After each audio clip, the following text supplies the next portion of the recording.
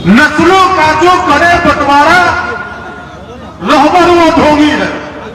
जो नस्लों का करेगा बंटवारा आपके यहां जाएगा, जाति के आधार पर आपसे बोलूंगा। और जो ईश्वर और अल्लाह को बेचने का काम करता है वह पाखंड है।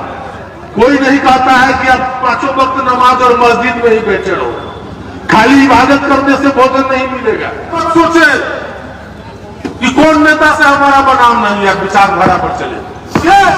24 में मोदी को विदाई करना है और 25 में तेजस्वी को मुख्यमंत्री बनाना है। और दबाएं बेल आइकन हमारी वीडियो सबसे पहले देखने के लिए। नस्लों का जो करे बंटवारा, बोला बाबू, नस्लों का जो करे बंटवारा रहबर वो ढोंगी है। कोई भी व्यक्ति हो, जनप्रतिनिधि हो, चाहे राजनेता हो, जो नस्लों का करेगा बंटवारा आपके यहां जाएगा, जाति के आधार पर आपसे बोलूंगा। लेकिन जो काम करेगा, हमारा नेता तेजस्वी यादव काम की बुनियाद पर वोट करते हैं। तो नस्लों का जो करेगा बंटवारा रहबर वो ढोंगी है। क्या खुदा ने मंदिर तोड़ी है कि राम ने मस्जिद तोड़ी है? बात को समझने का चीज है। हम पढ़े लिखे होकर के भी गुमराह हो जाते हैं, पाखंड और कट्टरवाद के शिकार हो जाते हैं। अगर हमारी जवाबदेही, हमको अगले पंक्ति में आपके आशीर्वाद और दुआ से खड़ा होने का मौका मिला है। धर्म आस्था का विषय जरूर है, हम अपना धर्म को मानते हैं, हम आस्था है हमारे उसके प्रति, और कोई भी धर्म का शास्त्र ने कभी भी दूसरे के खिलाफ नहीं लिखने का काम किया। किसी धर्म के शास्त्र के किसी दूसरे धर्म के खिलाफ में आई है कोई बात?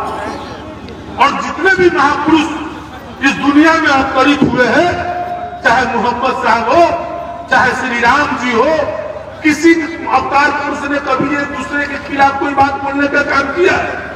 मानव सेवा परमो धर्म सबसे बड़ा बात है। आप मानव सेवा कीजिए, इससे बड़ा कोई धर्म नहीं है। और जो ईश्वर और अल्लाह को बेचने का काम करता है वह पाखंड है। जब तक इस चीज को हम नहीं समझेंगे तब तक हमारी बुनियादी समस्या का हल नहीं हो सकता है। साथियों, हमारा बुनियादी समस्या है, हम लोगों के भी पैगंबर साहब बोले थे कि इल्म दूर भी जाना पड़े तो इल्म हासिल करो, शिक्षा। इसी तरीके से हमको ईश्वर ने आंख कान मस्तिष्क दिया है और जीव में सबसे ऊपर का हमारा जो है सो हमको मनुष्य में पैदा करने का काम किया है, मस्तिष्क दिया है, सोचने समझने की शक्ति दी है। तो क्यों दिए? कोई ऐसा है? कोई नहीं कहता है कि आप पांचों वक्त नमाज और मस्जिद में ही बैठे रहो, खाली इबादत करने से भोजन नहीं मिलेगा और मंदिर में भी घंटा खाली बुलाने से भोजन नहीं मिलेगा। हम लोगों को परिश्रम करना होगा, हम लोगों को इल्म हासिल करना होगा, हम लोगों को पढ़ना लिखना होगा, कमाना होगा, रोजगार सृजन करना होगा। यह तब होगा जब इस देश में बेरोजगारी, महंगाई, शिक्षा, स्वास्थ्य पर जब हम लड़ेंगे तब जाकर के हमारी मजबूती होगा। और जब हमारा पेट भरा रहेगा तो मन मिजाज भी मस्तिष्क भी ठीक रहेगा, तो भी हम नमाज अदा करने जाएंगे तो ईश्वर के सामने सीधा मेरा ध्यान होगा। ये समझने की बात है। तो इन सब बातों को हम लोग को गांव गवई में मजबूती से कभी भी सुन के नहीं, सुन के दोहरा जाता है वो खाएगा। आपको हम बता देना चाहते हैं तो मंच है, लेकिन हम अपन इतिहास में कुछ बताते, देरी हो गई है।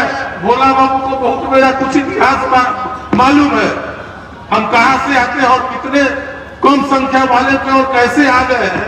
इसलिए खुद ही को कर बुलंद इतना, खुद ही को कर बुलंद इतना जो खुदा बंदे से तुमसे तेरी लगा। इसलिए युवा नेतृत्व हमारे के श्री तेजस्वी प्रसाद यादव जी। एक मिनट मंत्री जी, माननीय मंत्री जी अपनी बात नहीं बता पा रहे हैं। ये वो कुदरी के लाल है जो 2020 से पहले एक, जैसे आप सभी भाई हैं बैठे हुए एकाम कार्यकर्ता की तरह, उसी एकाम कार्यकर्ताओं में से थे।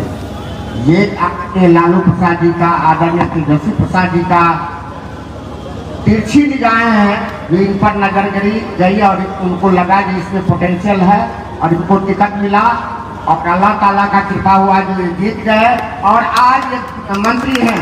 इसलिए मुझे इस बात का गर्व है, इस मुहिम में थोड़ा सा योगदान मेरा भी था, तो मुझे भी इस बात की खुशी है। आगे इसलिए हम कहना चाहते हैं कि हम लोग के नेता, गरीबों के मसीहा, बेजुबानों के जुबान देने वाले आदरणीय लालू प्रसाद यादव जी तमाम वंचित वर्गों को सामाजिक, राजनीतिक, शैक्षणिक स्थिति में उठाने का काम किया है।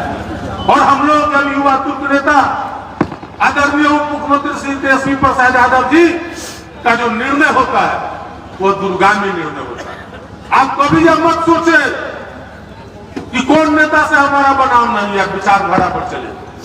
आपने देखा होगा कि बिहार में आयोगों का जो गठन हुआ है, किस तरीके से एक भी ऐसा चेहरा नहीं है जिस पर आप उंगली उठा सकते हैं। हम लोगों के नेता युवा तुर्क श्री तेजस्वी प्रसाद यादव जी एक एक चीज का खबर रखते हैं, हर एक लोगों की निगाह रखते हैं, चाहे वो छोटा खर्च करता हो चाहे बड़ा खर्च करता हो।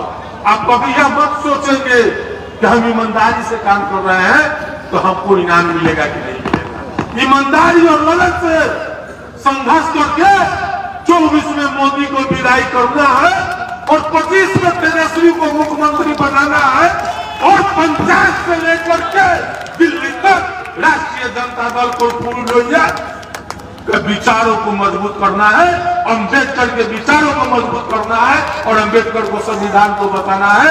इसी के साथ ही जय हिंद, जय बिहार।